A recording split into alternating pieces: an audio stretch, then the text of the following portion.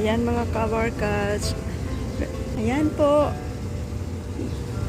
November 1, All Saints Day. Ka-harvest ulit po tayo ng ating garden, ng ating kangkong. This will be my second harvest. So you see, dahil sa ulan, ayan, lumago na naman yung aking kangkong at saka alugbate. So ito yung mga bago kong tanim. Tingnan mo, ang bilis nilang tumubo. So ayan, may kunting pechay pa tayo dyan. Ayan, lumalaki. Ayan yung aking mga pinso, mga friends, kabarkads. Ayan, harvest na natin yan today para magulay natin. Ayan, di ba ang saya? Best mo sila at makita sa magandang klase. So ito na ang aking mga alugbate. So ayan, no? Kahit paano makakakuha na naman tayo dyan ng ating mapagsaluhan sa mga kaibigan ng tanghali. Ayan. Grabe ang sasaya nila. Ito naman ay another beans. Kaso lang di pa siya namumulaklak. Tataba kasi ng dahon. Wala pa siyang bulaklak. Ito naman si alugbate. Hanggang dito ang kanyang haba. Ayan. So ayan. Sinupitin natin ngayon. At saka si Mr. Malunggay, tumatangkad na. Ayan.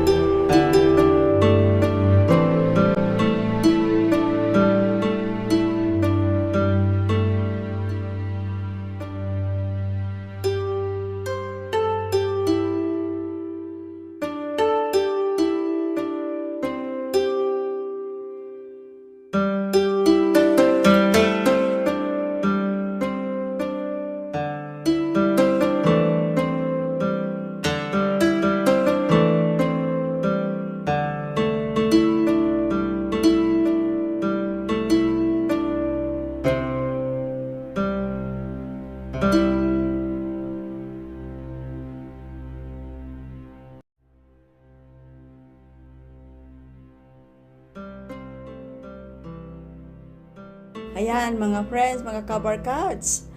Inspiring, di ba? So, salamat sa inyong papapanood. At sana nagustuhan nyo at talagang ma-inspire din kayo magtanim ng gulay kahit man lang ito ay nasa paso. Katulad ng ginawa ko, nakapaso lang po sila lahat. Walang fertilizer, natural growth, healthy food for the family.